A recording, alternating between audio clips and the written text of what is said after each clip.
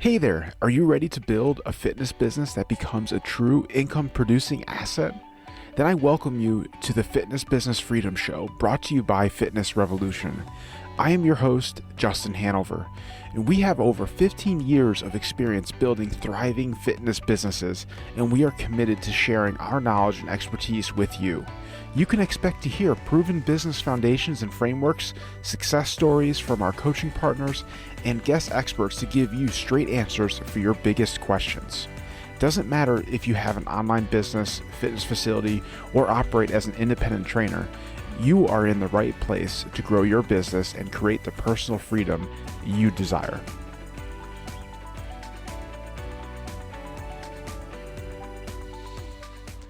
Welcome to today's episode. I'm your host, Justin Hanover, success coach with Fitness Revolution. Now, before we dive in and bring today's guest on, I want to share a little bit about what you can expect to hear and who I'm talking to. So today I have the pleasure of speaking with Dean Carlson. Dean believes that health and fitness professionals and gym owners do some of the most important work in the world and deserve to make a great living doing what they love. Having scaled and sold one training gym in a seven-figure deal, he is still an active co-owner with his wife Nancy of another training gym, Cr8 Fitness, which keeps his knowledge of the fitness space current and practical. His mission is to help health and fitness entrepreneurs and gym owners create businesses that are wildly profitable and easier to run. Dean is a certified advisor and founding fixer for Fix This Next and an advanced level profit first professional coach. In 2016, he was recognized as the High Performance Business of the Year, and in 2018 earned the Mind Body Visionary Award. He is a featured columnist in the Personal Fitness Professional magazine, writing on the topic of business cash management. Now, within this episode, Dean talks all about financial fitness and how life-changing it is for you, the owner, when this area is on point. If you want to learn how to make every dollar you have coming into your business work for you, then this is a must episode to listen to. And on that note, let's go ahead and get Dean on the show. Today's episode is brought to you by Fitness Revolution. So you started your fitness business and you've been in the game now for a few years. You might have even seen some good growth over those years, but now you feel stuck. You feel like the momentum you once had just isn't there and you don't know how to get it back. Should you be focusing on your marketing, your sales, or your team? What is the next bottleneck to focus on that will allow you to break the chains holding you back? This is a great question. And one of the biggest skills as an owner is to be able to understand and identify the next biggest issue to keep your business moving forward. And that is exactly why Fitness Revolution has created our proprietary needs assessment to allow you to quickly see where your business stacks up and receive immediate feedback on what to focus on next. It's a quick 10-question assessment that will be able to provide valuable feedback to get past sticking points and hit your next goal. Whether you are stuck in the moment or feeling frustrated with your current progress, or you just want to dial in what's working, this assessment is the first step to making that happen. I invite you to head over to the show notes where a direct link to the needs assessment will be so you can easily access it there. Now let's jump into today's show. Dean, thank you so much for taking the time out of your day to spend it with me, talking and sharing your insights to help other gym owners. Well, appreciate you having me on, Justin. The pleasure is all ours. So I want to start with giving some perspective as to like kind of like who you are and how you got to where you are now. So like kind of like that 1,000-foot overview of Dean. Sure. So I am a fitness, a profit first professional coach. That's why I'm here. But I'm also still a gym owner. My wife and I have owned gyms for going on 14 years. So we started that adventure back in 2008, and don't want to make too long of a story, but basically we started with one paying client in our backyard. We built up to two businesses, two locations, serving about 420 clients. And then 3 years ago, we decided to sell Get Fit New Hampshire, which I know you've talked to Megan Spat, who so she's a superstar. And so she worked for me for a number of years. And when I was ready to say, hey, this has been a good ride, but and Megan's ready to take the reins, and she's done a fantastic job. So we sold that to her a little over 3 years ago now, and we still run one facility. My wife is the primary operator of that, Cr8 Fitness here in Epsom, New Hampshire. We serve about 100 clients out of a gym, which was our first location, and I'm pointing that way, like, anybody can see that, but the gym's actually about 60 yards that way, right on our own property. So nice. It's a pretty cool setup. Yeah. That is an ideal setup. So then maybe quickly kind of like recap then, like what brought you to the profit first world? Yeah, that's a great question. So as we were scaling up the business, particularly Gipton, New Hampshire was the name of both locations, obviously at that time, but we were scaling up the business really fast. And I was having a challenge with a couple questions in particular. One was, how do I know how much taxes I should be putting away on a regular basis, right? Like, we scaled from 10,000 to about 50,000 in a little under 2 years. So it was between 2 and 3 years, I should say. So, I would check in with my accountant and I would say, hey, like, we're growing at this rate, how much taxes should I put away? And he's a good guy, but he basically told me, I don't know. I don't know. I mean, do what you're doing now, because it seems to be working, well, and it was a similar issue with owner's pay, right? Like, we're scaling up, but what's fair, or what's a correct proportion for us as owners to be taken out versus reinvesting back into the business, those type of questions. So through a set of circumstances, Mike Michalowicz, who wrote Profit First, has written some other books, and he mentioned, I was reading one of his other books, and he mentioned this Profit First thing. So of course I'm like, okay, I got to figure out what that is. But basically, that's how I got into running the Profit First system in our own business. It solved those two questions. The other question it really solved was, a lot of times as a business grows, your income and your operating expenses they're growing simultaneously. There's no gap that's happening there, right? So it's like, I remember Eric Cressy one time saying, would you rather run or maybe it was Pete, his partner, would you rather run a huge business at this profit margin or a small business at a bigger profit margin? And obviously, the smaller business you can run at the bigger profit margin, the less headaches you have. So if you're going to keep doing this, there's no point really when it comes down to it, except for, ego, as it were. Yeah. So it really solved all three of those problems. And it does that basically by working off a percentage basis of your revenues for each of those categories. So basically, I implemented it into our business. I was in FR Mastermind with a bunch of great guys, and we just talked about it, and it was a common thread. Like, these are common challenges, not just in fitness business, but a lot of service businesses in particular. And that's when I decided, hey, I'm going to go get my credential to be a Profit First Pro coach. And that's when I started working with fitness businesses. It's been 5 or 6 years now. That's awesome. And I'm really excited to have this conversation, because I think the Profit First model is like, I'm a complete fan of it. I remember like when I first read the book, like 4 years ago, that was like one of the biggest like epiphanies for me. It was should be like this should be mandatory reading for every small business owner. Absolutely. And so I'm definitely excited to have you on here to share this, because this is huge. I mean, taking over your financial health is massive. Because I mean, it's obviously one of the biggest stressors that we deal with. Absolutely. So not having to stress about it is is definitely a huge win in the life column. Absolutely. So let's push into that now a little bit more. Like, let's start with the kind of breaking down exactly what is the Profit First system, and why is this a better model to operate from? Sure. So, traditional accounting, what's called the GAAP method, right? Generally accepted accounting principles. So if you look on your QuickBooks or whatever you use for your financials, if you look at them at all, which is another question for a lot of us, it's one more thing to do, right? But you're going to see at the top, it's going to have your gross income. It's going to have all your expenses, right? And then at the bottom, it's going to have usually what's called net profit, right? So income minus expenses equals profit. Well, the challenge with that is, particularly when you're looking at a profit and loss statement on a monthly basis, is it doesn't show two major items. It doesn't normally show owner's pay for the way most business owners, service business owners pay themselves. So if you're not on payroll, if you take owner's draws, which most service-based businesses do, at least in the beginning, if they're an LLC in particular, that's not going to show up on a profit and loss statement. And the other big item that doesn't show up is taxes.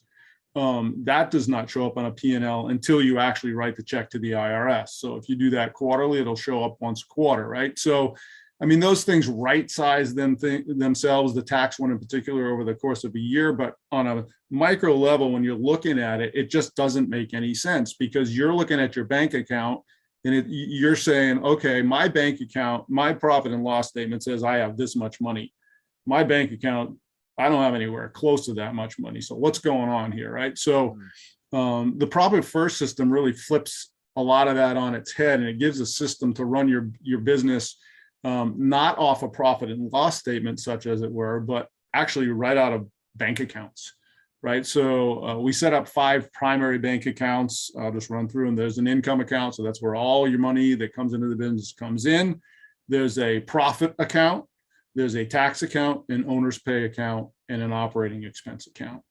And basically what happens is, for every dollar that comes into the income account, you're going to allocate by percentage into each one of those other accounts. The secret to the reason it's called profit first is we always want to set aside a little bit of money right off the bat, even if it's only 1%, into a profit account. And the reason you want to do that is, number one, it guarantees that you're making a profit in the business, but it also starts to get you in the mindset of discipline and controlling operating expenses. If you can't run off 99%, you're going to have a real hard time scaling, right? If every dollar that comes in, it's already going out the window, right? You have a fundamental problem that you've identified, right? So that's the overview of the profit first system. And basically, if it's in your account, most people run out of one account. You can stop me anytime you want, because I'll get wound up here. But most of us just run out of one checking account. That's what I always did, right? We had a checking account. Yeah. So you have money coming in, you have money coming out. If at the end of the month, you got a positive number, you feel good about yourself. Or, if you got a negative number, it leaves, it's really behavioral when it comes right down to it, right? Because I know when we ran out of one account, like if I had a bunch of money at the end of the month, I'm like, cool, I can buy some new equipment, I mean, and if I didn't have money at the end of the month, I'm like, crap, what am I going to do now? Right. And, in our industry, it's not so much as it used to be, although I still have clients that do it. But a lot of times you get into a cash crunch, and what do? You run something like a paid in full, where you sell discounted services, right? And you're really just shooting yourself in the foot, because while you got that, you get all that money up front. I'm preaching to the choir here, but I mean, you get all that money up front, you still got to service it over the next 12 months. You've not really done yourselves any favors. So by maintaining a disciplined percentage in an operating expense account, you can really, it really focuses what you're doing as far as, what your bills really are. Absolutely. And it definitely gives you a great, like you said, you can easily understand the health of your business by quickly looking at your bank accounts, rather than, because I know that was one of the biggest stresses for me when I was operating out of one account.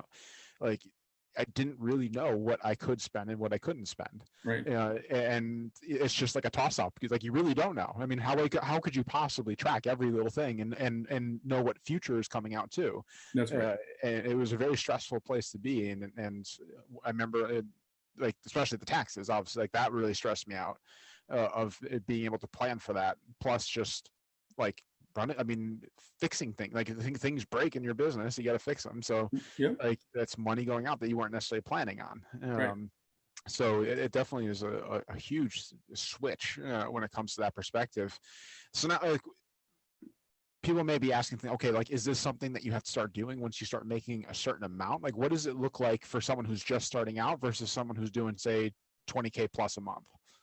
Yeah, that's a great question, Justin. So, I mean, the book, the primary book, Profit First, establishes percentages based on like your revenue levels, right? So there's one 0 to 250, which would be 20,000 a month approximately, and under has a certain percentage.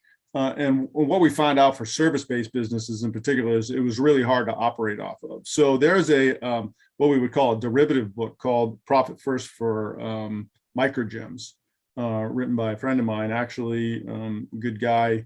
And it establishes a different set of percentages. But what we find out is they scale really well up to the $20,000 level, that base percentage. And obviously, you know, part of what I do as a coach, usually not getting in with somebody right at the beginning of their business. So I'm usually coming in afterward and triaging. My advice is the earlier that you can start running it in your business life cycle and live within, these percentages are not random. Basically, if you're taking a look at hundreds of businesses and the businesses that I've worked with and said, yeah, these are workable percentages. For instance, labor is always a big one, right? So, what should the percentage of my labor be? And, back when I was running our business, we found that we could run labor at about 25%. 25% total income would be labor. And then you look at the books and look at the research that's been done, and that's exactly where it's pegged at, like 25%. And you find out that a lot of businesses get themselves into trouble really early with labor percentage, and they're running 50 and 60%, and it's really hard hole to dig out of. So that's a long-winded way of saying, if you can establish that percentage right at the beginning, for instance, that's just one, and hold to that as the business scales, you're gonna be in a lot better position as far as that goes.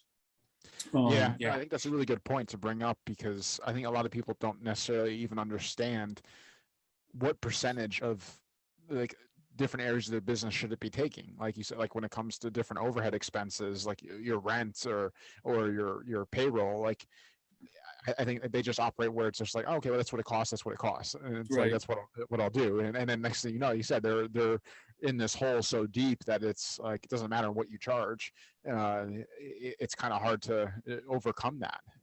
So I think that's a really important thing in becoming more of a knowledgeable business owner to make better decisions. Yeah. I mean, you think about it, it's like, it's guardrails. You're putting a guardrail on your business, right? I mean, you're saying, all right, I know that to run a healthy business, I have to run somewhere around this 25% for labor, or I'm going to be in trouble. And the interesting thing too is, and just one point is, back in the day when E-Myth first came out, it's about working on your business instead of working in your business, right? Well, sometimes as business owners, what we find is we try to make that change all at once. And really it's a continuum, right?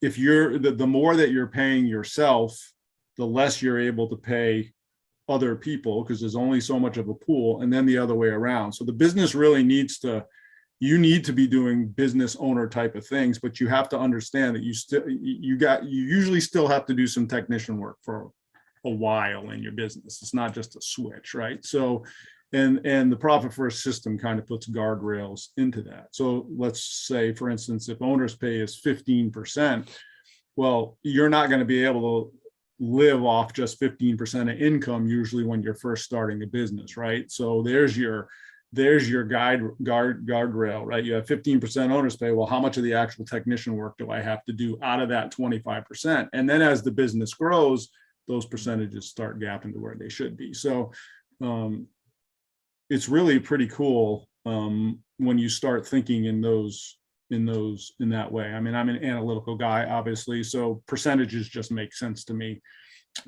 as far as that goes. So, oh, definitely.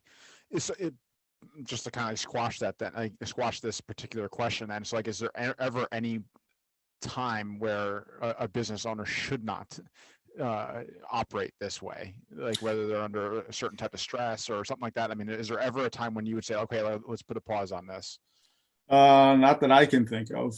If you're in that kind of a situation, if you have an existential problem, that's something that this system identifies pretty quickly.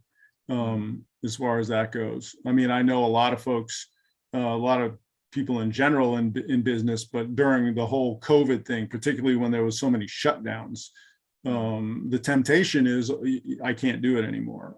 Yeah. The reality is, hey, I need to learn how to do it within the context of what the situation on the ground is right now. So, and that, that can be a hard thing, right? Because sometimes it leads to having to make hard decisions, but you have the framework to be able to do it.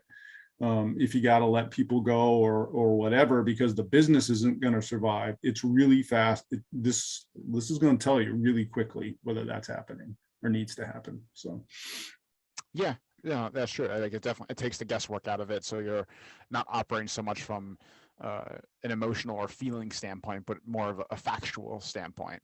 And obviously, that always leads to making better decisions because we're emotional creatures, so we can tend to do things sometimes that don't make sense.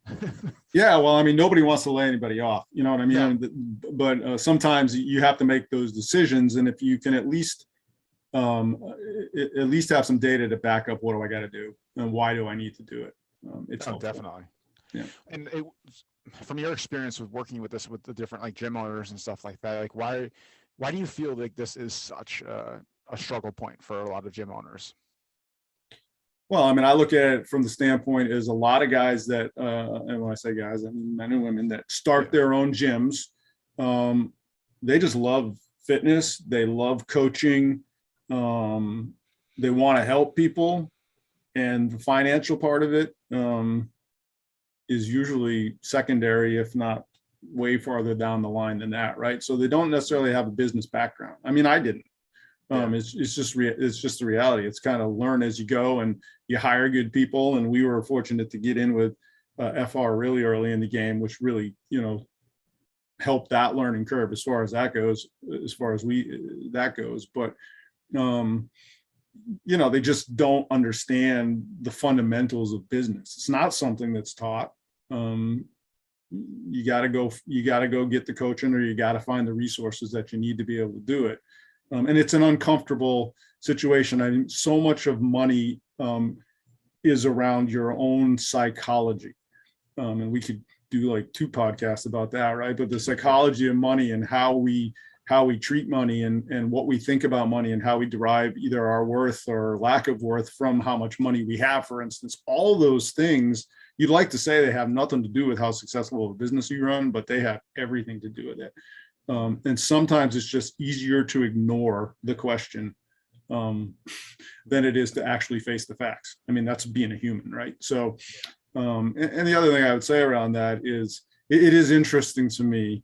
It's almost like the last system that we ever think about. It's the one that in so many ways is so critical to our success, but we're going to have systems for coaching and employees and marketing. And then when it comes around the finances, we just kind of wing it.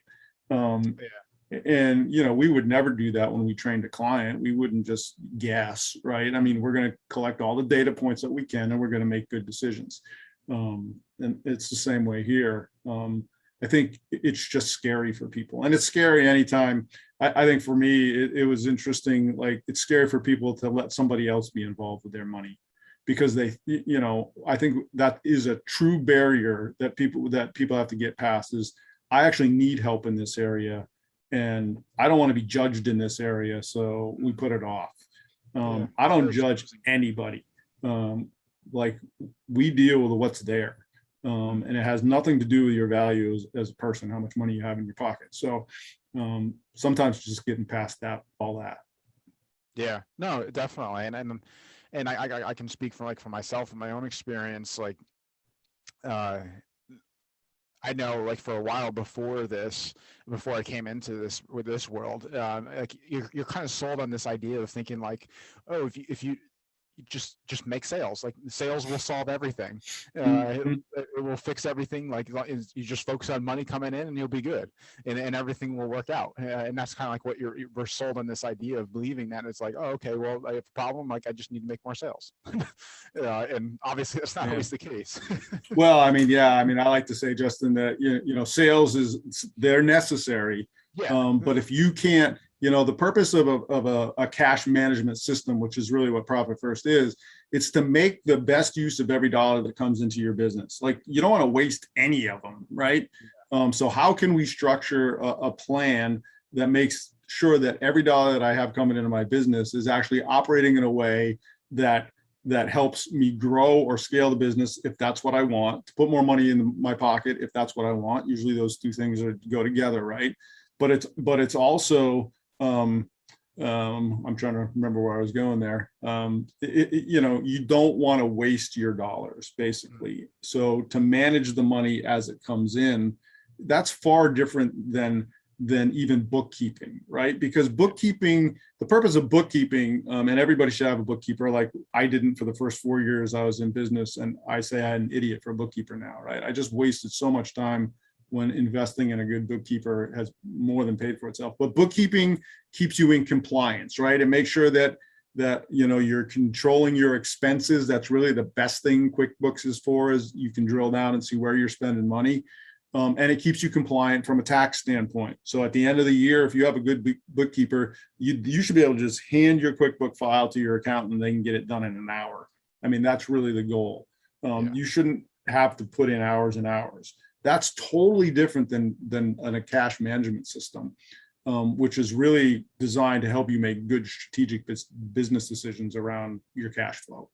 And so many of us we just kind of wing it. Yeah. That's there's a simpler way to put it. Yep. So I'm just curious too, if you can maybe kind of walk us through, like, what does the process look like?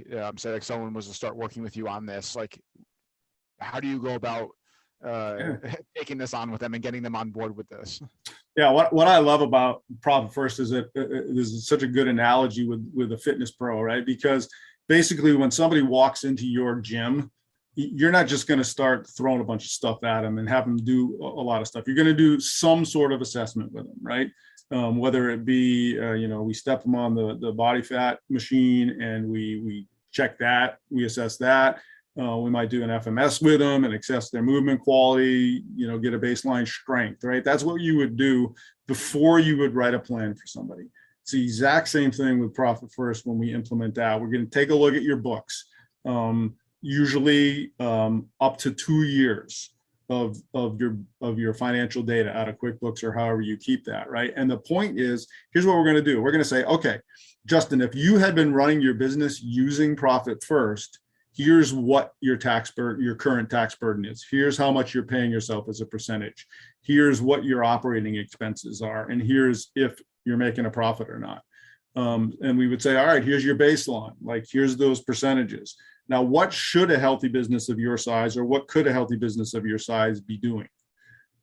Here's your percentages, there's those percentages, and we write a 4-quarter plan.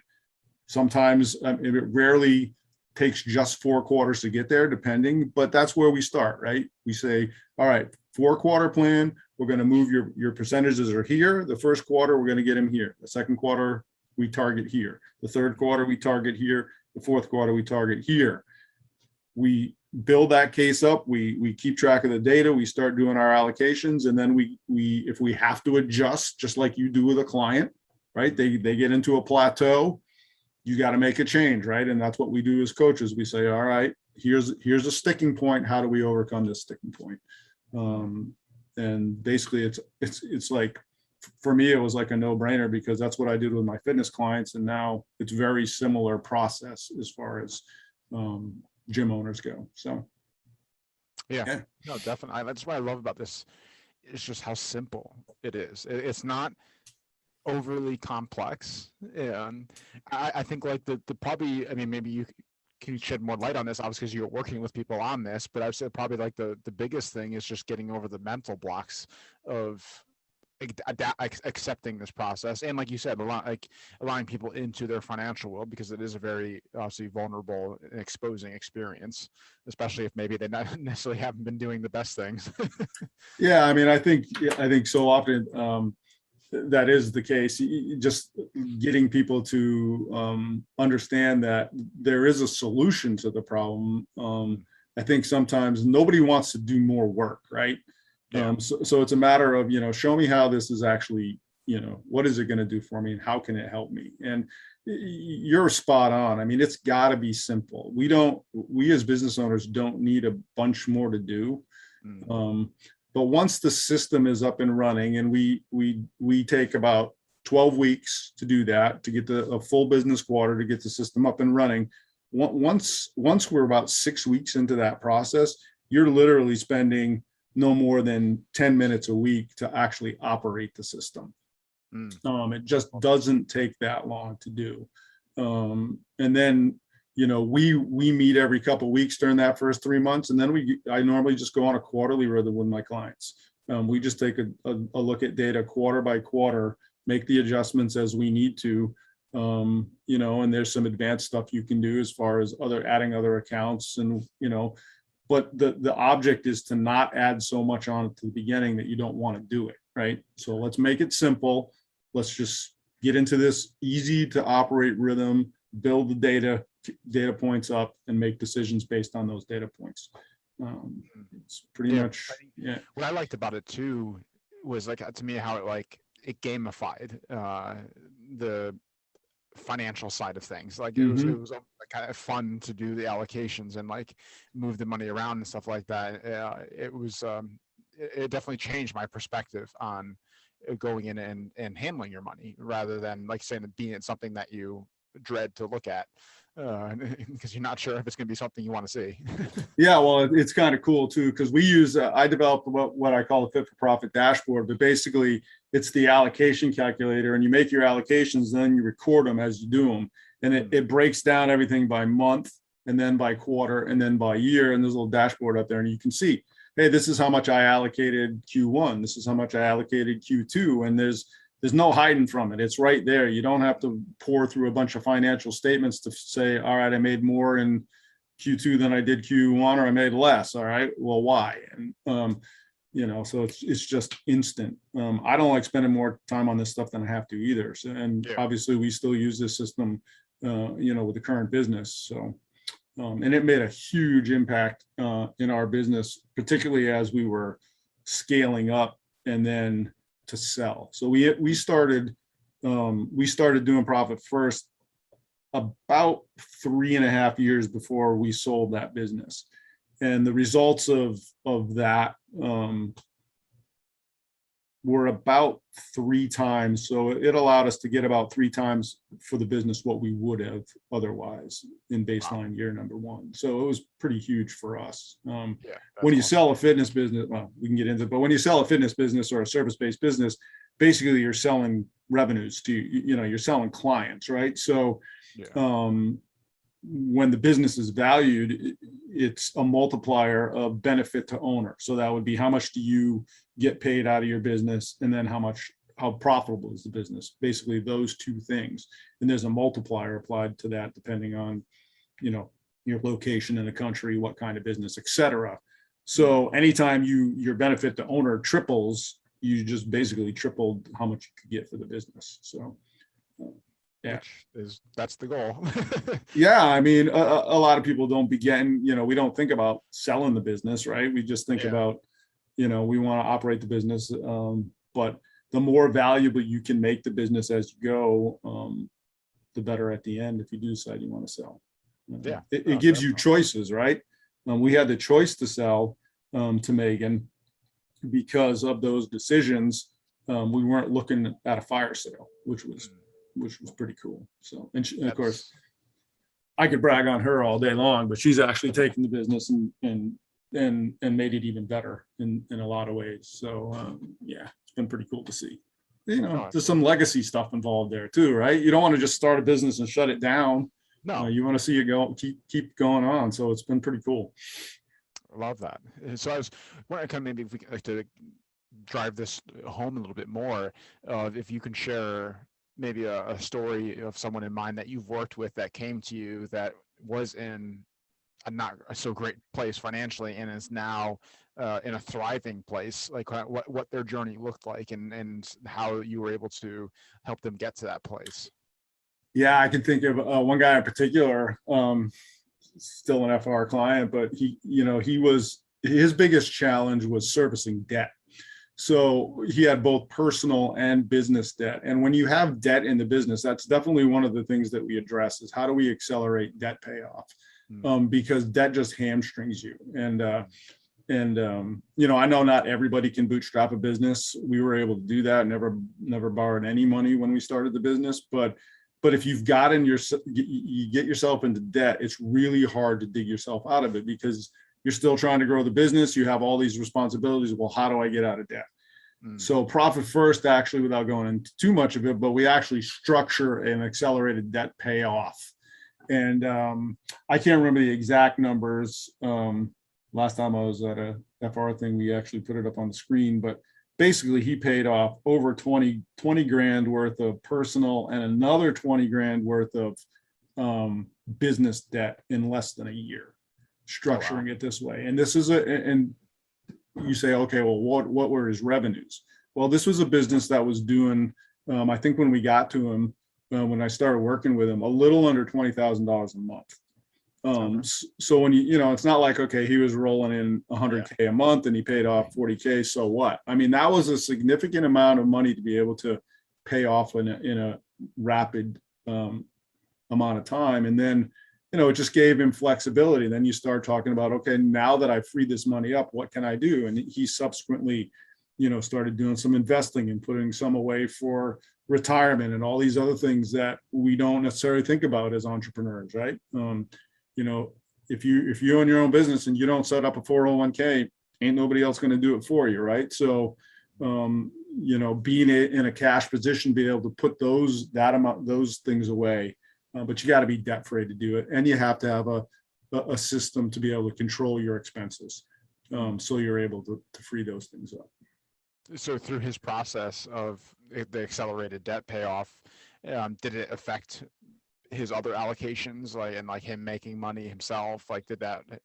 Well, I'd have to look at his dashboard, but I know he more than doubled his salary over that same period of time. So wow. It wasn't like this was hamstringing the business. Basically, he just got a context for the first time on what was possible to be able to do with the cash he already had coming in. And then that just frees you up for growth too, because then you can reinvest. If you have a marketing system that works, right, you should be able to get a return on investment for your marketing. So if you have cash freed up, now I can invest more into marketing that's working. That just helps me grow faster. So all those things can happen simultaneously. But once again, like we said, not if you're just winging it. So many business owners, they just keep throwing money at marketing without measuring an ROI, and then they just get themselves into trouble. So being able to do all those things simultaneously is really where the magic happens. But you just have to have a framework to do it and realize, hey, I might have to put the brakes on this a little bit till I get here, but here's how we're going to do it. So it's just having that structure and being able to figure that out. That's pretty cool. Yeah, no, I think that's a good point to hit there, is that, okay, yeah, there may be some sacrifices in the beginning of getting this established, but when you have like a means to an end, like where you're going and how you're getting there, I think that makes you feel a lot better. I think where people struggle with making sacrifice or stepping into the unknown is just that, it's the unknown. Like, there really is no plan there. Right. So I think this definitely takes care of that. Well, I mean, I would say the other thing I would say about that is so many business owners that I work with, particularly in the beginning, have no structured way to pay themselves. They do not take a regular salary. I would say that's probably well over 50% of the clients that when I first start working with them. Well, how do you pay yourself? Well, when there's some left over, well, that's job number one for me, is to get you paying yourself, because you're not gonna keep doing what you're doing for very long, or able to be what you're doing for very long, if you don't have a regular paycheck. So, how can we set that up? And it's probably not what you want to be making, but it's better than what you're doing now. And that just gives you ease of mind. And even if it's $1,000 a month that and you were just taking scraps before, that just makes a big difference in your quality of life. So definitely, absolutely. I mean, because that's why you're doing this at the end of the day. Like, yes, it is to obviously have impact and help other people, but you also are doing this to create like freedom and options for yourself. And obviously Absolutely. you can't do that if if you're not doing it. That's If you're right. not giving back to yourself. Absolutely. Uh, so as we work towards kind of wrapping up this conversation, this has been like an amazing conversation. I think extremely insightful. Uh, I like to end on a note of like kind of what would be like a kind of some type of message you want to leave with a gym owner. Say, let's maybe make it around like say a gym owner that is struggling in their finances and they're afraid to step more into this area, this arena to fix this. Like, what would be something like you would want to say to them that would be more valuable for them to hear?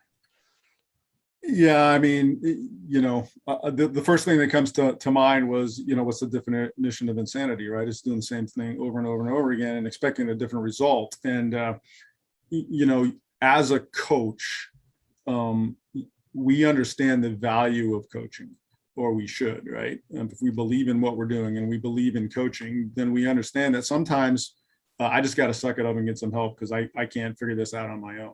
And I just look back and say, hey, if I had said, you know what, Nick Barry, I don't need your help back in the beginning and just tried to wing it, we would have never built a business we could sell for $1 million. It just wouldn't have happened. And it's the same thing here. I don't talk when I talk to a prospect, I don't try to talk you into anything. It's just basically, here's what I do. Here's how I do it. Here's why I think I can help you. If that sounds good to you, let's do that. Because at the end of the day, they got to want to do it and they got to want to change.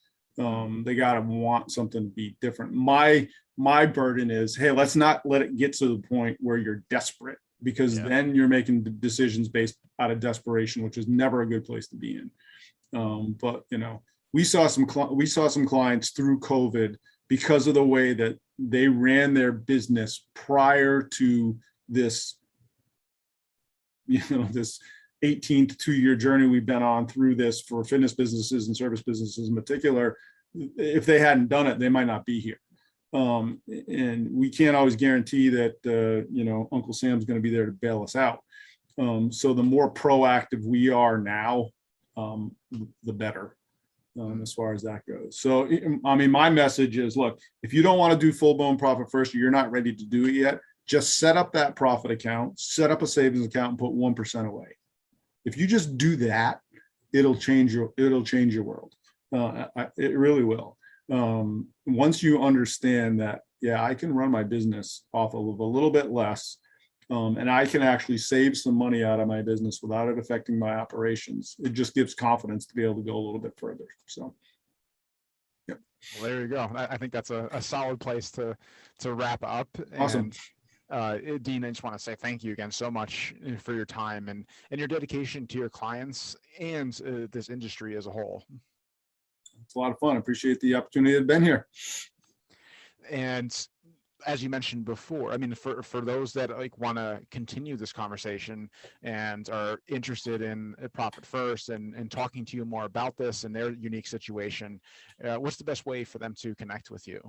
Yeah, I mean, really the best way is just to send me an email at dean@fitforprofit.com and just say, hey, I heard you heard you with Justin. And basically I always willing to get on to, about a 30-minute call and just talk through your situation and, just see where you're at and see if this is something that might work for you. And then if we're the right people to help you make that happen. So. Perfect. And if you're listening to this in a place or a time when you're not able to write that down or remember, don't worry, we'll have his email in the show notes as well, so you can easily contact him there. And I do hope you do, if this is something that's like you feel any type of inclination to step into or any interest in, like, do it. I mean, that's how things open up. That's how doors open up, is you take that first step and reach out, ask for help, get answers, and move forward.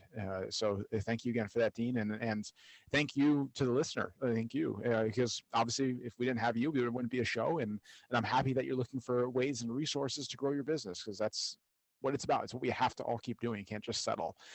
But more importantly, now that you've learned this and you've listened to this conversation with Dean and be able to take away what some of the amazing things that he shared, apply it, do something with it. You can't just stop at the listening part. You have to actually take action. And with that being said, I look forward to having you join us on our next episode of the Fitness Business Freedom Show. Thank you so much and take care. Thank you so much for listening to today's episode on the Fitness Business Freedom Show. On behalf of Fitness Revolution and myself, we are thrilled you are looking for ways and resources to move your business forward, and we are honored to be that source for you.